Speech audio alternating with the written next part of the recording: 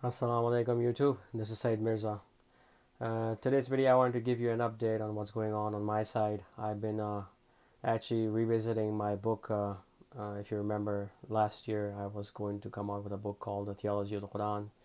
I've had some new insights into the Quran, so I figured that it was time to basically rewrite the book and to include those new insights. And also, I will be using my own translation, as in I'm translating the Arabic verses myself, because that allows me a little bit more flexibility and more precision on how I want to render those verses, so I can bring out the points that are going to be in this book. So I'm working on that. God willing, I should be done with that in a month or two. And so this part of the series, now I'll be concentrating on some of the topics in that book, and get you, I guess, acquainted with the themes in the Quran. Specifically, I want to look at today the issue of shaitaan and some of the tactics that are presented to us in the Quran about this eternal enemy to man. And basically, the idea is that shaitan, we've been led to believe, is some sort of invisible enemy that is everywhere but nowhere sort of theme. But actuality, what the word shaitan is it's actually a title for the chief among the al jinn, and obviously this title was first used for Iblis, but it has now been relegated to the descendants of Iblis, and God willing, I will discuss more of that in the future. But basically, the war that Iblis initiated against Adam, and so his progeny is also fighting the same war against the progeny of Adam, is a total war.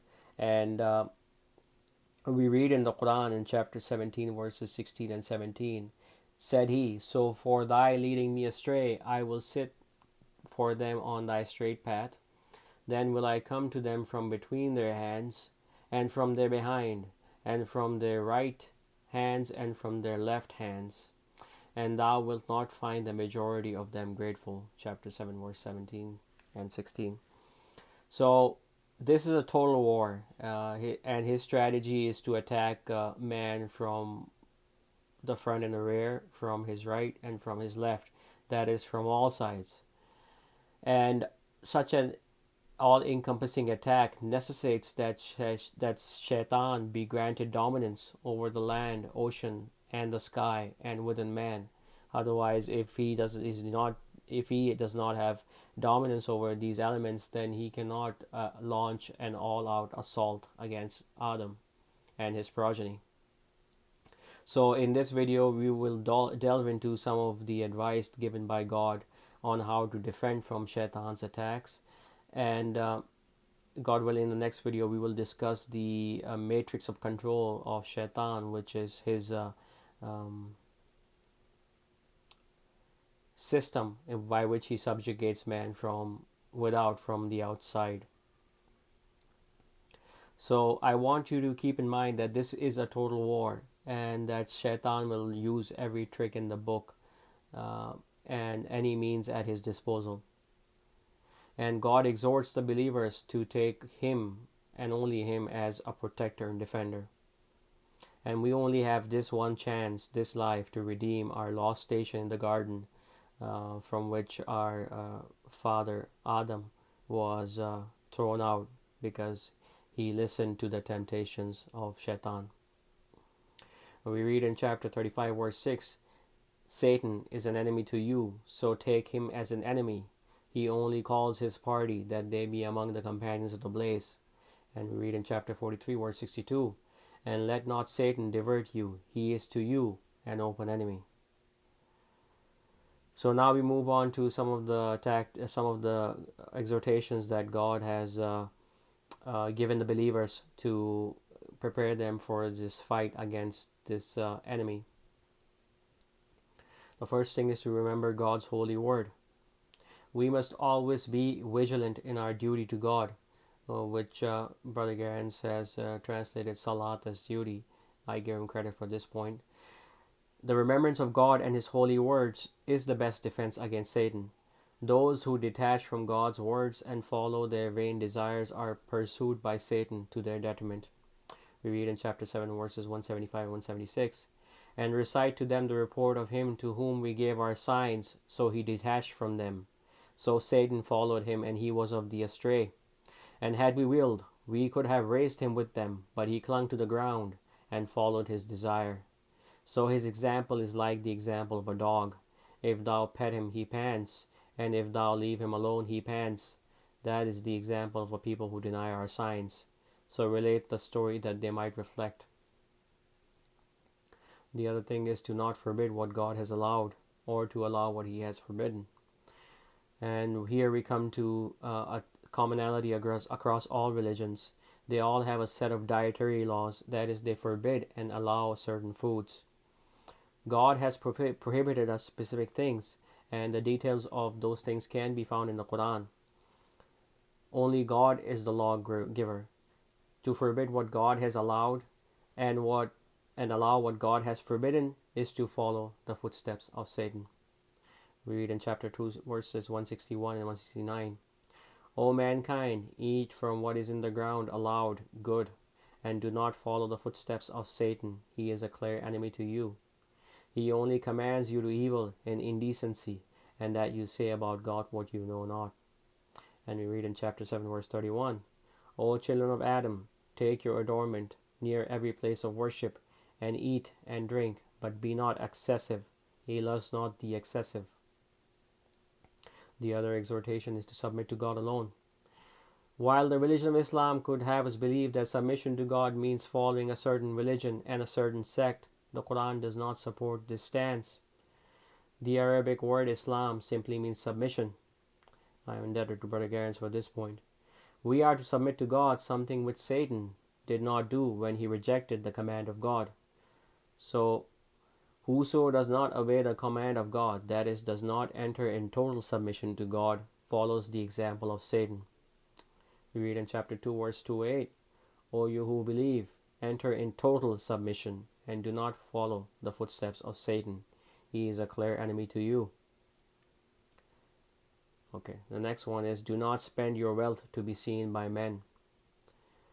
Now here we have the example of philanthropists who are billionaires, who after amassing their wealth on the backs of the exploited masses suddenly have a change of heart and start up charitable foundations, the purpose of which is to gift their ill-gotten gains for the benefit of humanity.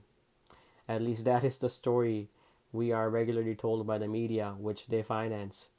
The truth is that these men do not believe in God and the last day, whatever religion they care to profess.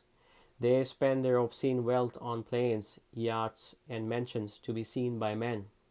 The money they gift to their charitable foundations is spent in fulfillment of agendas which benefit them and the elite class, and finds its way back into their pockets sooner or later. They will taste the evil of their deeds soon enough. We read in chapter 4, verses 37 and 38. Those who are stingy and command men to stinginess and hide what God gave them from His grace, and we have prepared a humiliating punishment for the rejectors. And those who spend their wealth to be seen by men and believe not in God and the last day, and whoso has Satan for an intimate, an evil intimate. The next exhortation is to seek refuge in God alone. No one can deny that controlling one's impulses is a good thing. Our Lord's teachings are fair and beautiful. God exhorts us to seek refuge in Him. When we are moved to anger, hatred, jealousy, and all other negative emotions, the failure of which to control can lead to regrettable consequences, as you might have known. We read in chapter 7, verses 200 and 201. And if an incitement from Satan incite thee, seek refuge in God. He is hearing, knowing. Those who are God-fearing, when a visitation from Satan touch them, they take heed, then they see. And we read in chapter 41, verse 36. And if an incitement from Satan incite thee, seek refuge in God. He is hearing, knowing. We read in chapter 16, verses 98 through 100. So when thou recitest the Qur'an, seek refuge in God from the outcast Satan. No authority has he over those who believe and trust in their Lord. His authority is only over those who entrust him and those who partner with him. And we read in chapter 17, verse 53. And say to my servants, they say what is better. Satan incites between them, and Satan is a clear enemy to man. God commands us to stay away from sexual immorality.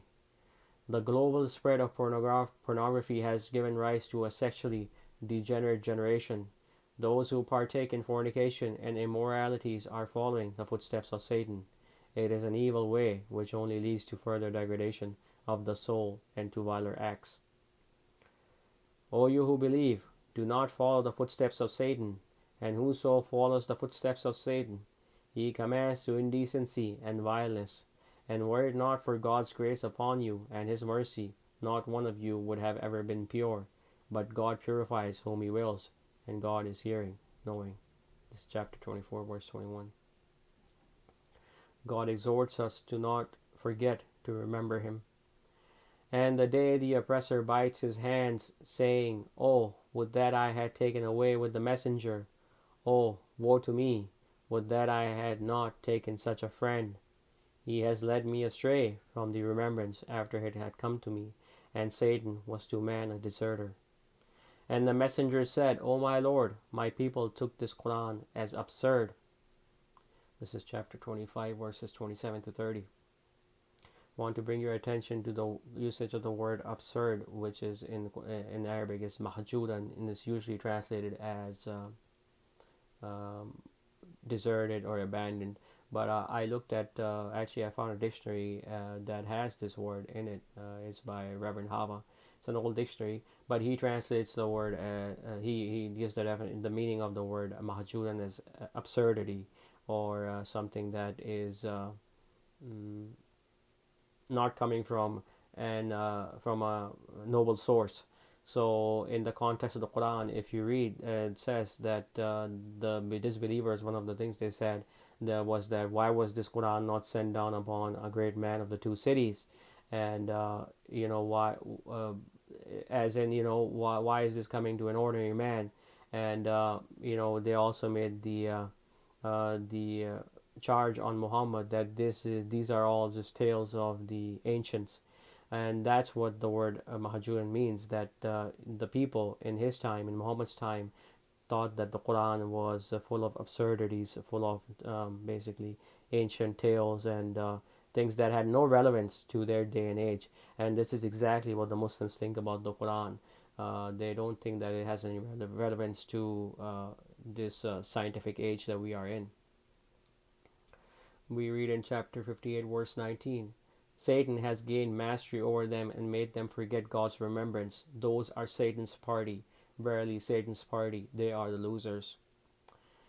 God exhorts us to not harm others. And he entered the city when its people were in heedlessness, and found in it two men fighting, this of his sect and this of his enemy. So the one of his sect cried for help against the other of his enemy. So Moses punched and put an end to him. Said he, This is of Satan's doing. He is a clear enemy, leading to error. Said he, My Lord, I oppress my soul, so forgive me. So he forgave him. He is the forgiving, the compassionate. God exhorts us to not blindly follow our forefathers. And when it is said to them, Follow what God sent down, say they, Rather, we follow what we found our forefathers upon, even if Satan calls them to the blazing punishment. It's chapter 31, verse 21. Finally, God says, Do not be deceived by this life. O mankind, God's promise is true, so let not the lower life deceive you, and let not the deceiver deceive you about God. Chapter 35, verse 5.